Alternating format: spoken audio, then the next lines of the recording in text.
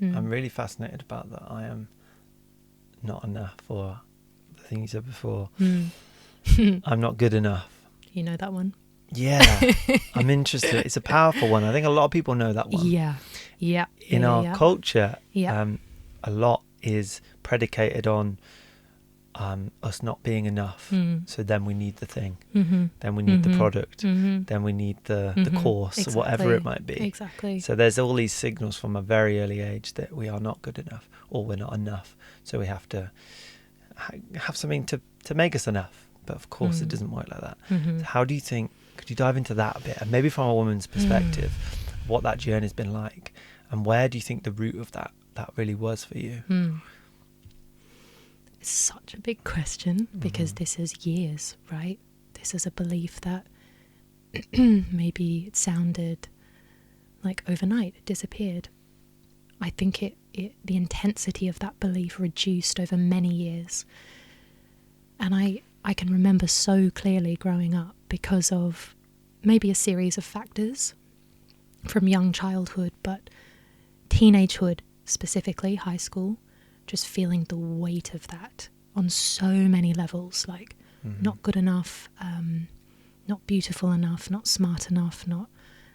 You can think of all the enoughs. Like it was just this empty, there was like this empty well in me that nothing that I brought in could fill it. I could see it on my face. I could see it, in the weight, the puffiness around my eyes when I was younger, just this kind of absence, I'd say. And I was able to come into contact with it. And this is what's coming to me now, is realizing that I didn't want to walk with that, is realizing that it was crippling me so much, and it was feeling like such a huge weight day to day, that belief and the feelings and the beliefs that came with that I started to, with myself, just because I was being, like I've said, I felt called to speak out loud that I wanted to let it go.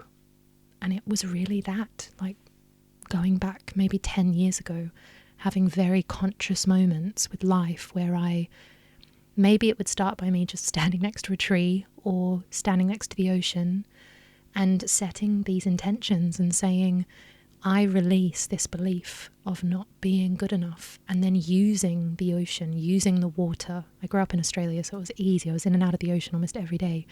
So it was like using the ocean to allow that to be released from my being.